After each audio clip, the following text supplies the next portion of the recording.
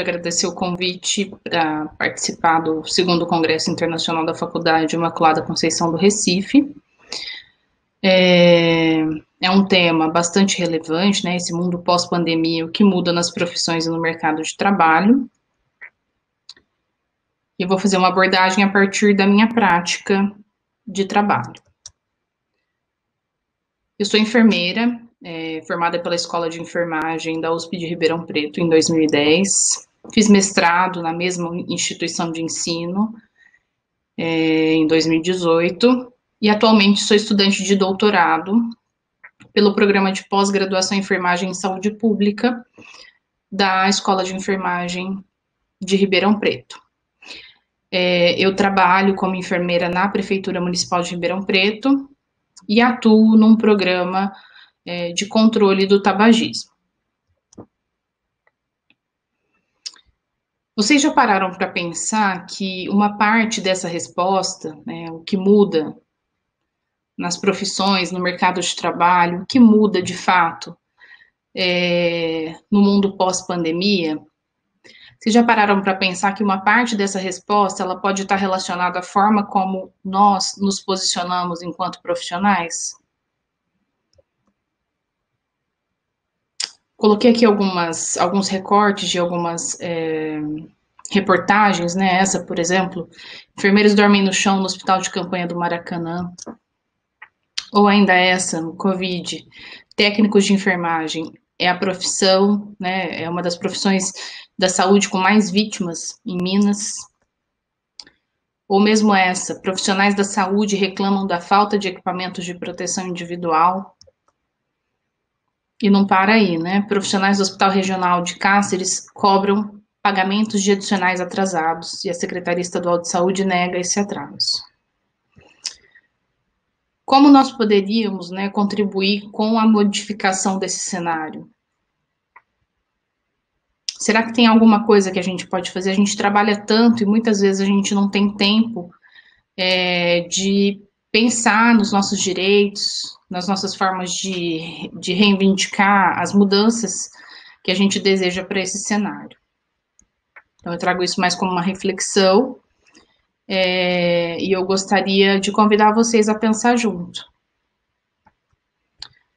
Partindo agora, então, para a abordagem do tema num contexto da saúde, eu gostaria de tratar com vocês o que muda no programa de controle do tabagismo. Nós temos um programa nacional de controle do tabagismo, que está vinculado ao INCA, e no estado de São Paulo ele é coordenado pelo CRATORD. O programa ele tem como objetivo reduzir a prevalência de fumantes e consequente morbimortalidade relacionada ao consumo de derivados do tabaco. O tabagismo, ele tem vários estudos indicando que as pessoas que fumam têm desfechos mais graves em relação ao Covid. Essas pessoas tabagistas, elas têm uma facilidade maior de desenvolver infecções respiratórias, né? E esse não é o momento de ter uma infecção respiratória, né? Porque você pode ter complicações severas e se essa infecção respiratória for o Covid, isso realmente pode evoluir de maneira bastante negativa. O tabagismo ele é reconhecido como uma doença crônica causada pela dependência à nicotina presente nos produtos à base de tabaco. E aí vale destacar que não é só o cigarro, né? Tem o cigarro, o narguile, o cigarro de palha, muito comum nos dias de hoje, mesmo o tabaco inalado, outras formas de apresentação, o cigarro eletrônico. E o tabagismo em si, independente da forma pela qual a pessoa utiliza, né? O tabagismo enquanto doença, ela é uma doença e também é um fator de risco para outras doenças, né? O maior fator de risco evitável de adoecimentos e mortes no mundo.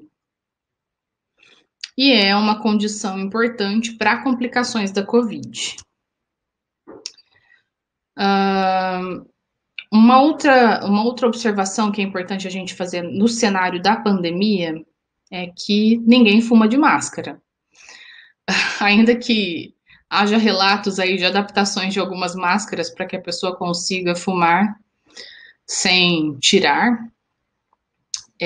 ainda não tem jeito, a pessoa vai tirar a máscara, então ela vai com certeza ficar mais exposta e também vai expor outras pessoas. Além disso, a pessoa ela leva a mão à boca, né, para colocar o cigarro na boca.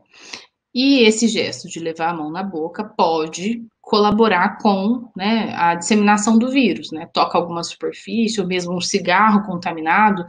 Muitas pessoas têm o hábito de comprar cigarro solto em padarias, em bares. Então, assim, essa manipulação, uma pessoa pega, outra pessoa pega e vai lá e bota o cigarro na boca, isso pode, com certeza, também se constituir como uma forma de disseminação do vírus. Uma outra questão é o compartilhamento, né, de dispositivos para fumar, como o narguilé, né? O narguilé é o cigarro de água, como algumas pessoas costumam nomeá-lo, e ele tem um bocal que é compartilhado por várias pessoas. Então, essa também é uma situação que pode trazer sérios riscos à saúde dos seus usuários. Uma outra questão que a gente também precisa abordar é a questão do tabagismo passivo, né, que muitas vezes ele acaba aumentando o risco de infecções respiratórias agudas. Bom, nesse contexto, o Programa Nacional de Controle do Tabagismo, ele tem incentivado as ações de estímulo à cessação do uso do tabaco. Por meio de várias ações, né? O programa em si, ele já trabalha com várias frentes, como, por exemplo, a taxação, né? Os impostos sobre o cigarro. E aí, claro, sempre existe uma forma de burlar, né, a legislação, e aí vem o cigarro clandestino, né, o cigarro paraguai e etc. Também tem um controle da questão da publicidade, né, então tem algumas regras que devem ser seguidas em relação a essa publicidade. Se vocês se recordarem, já teve um momento em que fumar, né, era uma ação amplamente divulgada na mídia e associada à saúde.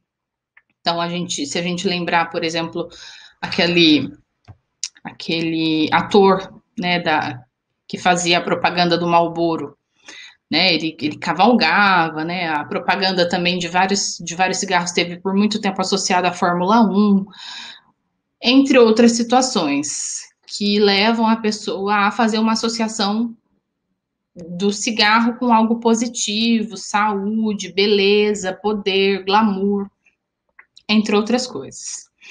Bom, então, nesse sentido, o Ministério da Saúde, por meio do Programa Nacional de Controle do Tabagismo, ele tem feito um investimento em medidas de divulgação das medidas de controle, né? Então, por exemplo, da divulgação do tratamento.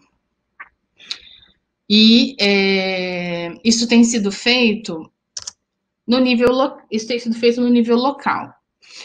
A rede de tratamento do tabagismo é uma rede descentralizada, justamente para permitir que haja um gerenciamento regional do programa.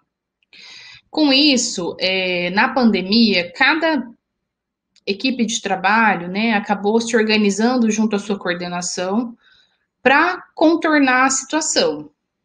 Por quê? Habitualmente, o programa de controle do tabagismo, ele trabalha em grupo. Então, a gente faz atividades junto com os pacientes em grupo. No contexto da pandemia, a gente não pode fazer grupo, né? E isso, a princípio, a gente teve que buscar, né, uma saída. O que faríamos, né? Como daríamos continuidade nesse momento em que é tão importante parar de fumar, se a gente não pode trabalhar da mesma forma como a gente trabalhava? E por que a gente trabalhava em grupo? Normalmente, o tratamento ele é estruturado e organizado em sessões. Então, o paciente, ele vem para um primeiro atendimento, é feita, já em relação ao tratamento intensivo, uma avaliação, né, do grau de dependência psicológico, comportamental e físico desse paciente ao cigarro. É proposta uma prescrição, se houver necessidade, uma prescrição, né, de adesivo de nicotina ou da bupropiona, que são os medicamentos que estão atualmente vinculados ao programa de cessação do tabagismo. Esses são medicamentos que são caros e que são fornecidos gratuitamente pelo programa para os pacientes que estão em tratamento. Então, esse paciente vai ser avaliado pelo médico, vai receber a prescrição que for ideal para ele, e ele vai, então, começar o seu tratamento. E esse tratamento, né, na formatação original, ele era feito em grupo.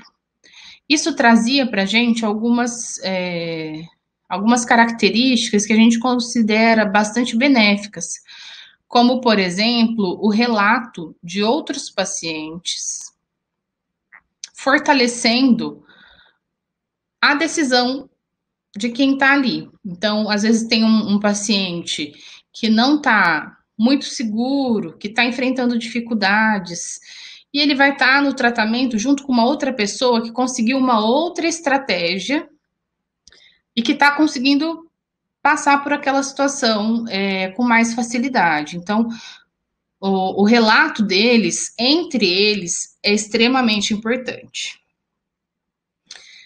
O paciente passa, então, por 4 sessões de tratamento. A gente faz esse tratamento de maneira interprofissional. Então, na sala, né, na realidade aqui de Ribeirão Preto, por exemplo, entramos eu, que sou enfermeira, a médica, a fisioterapeuta, o psicólogo, em algumas situações entra a nutricionista, terapeuta ocupacional.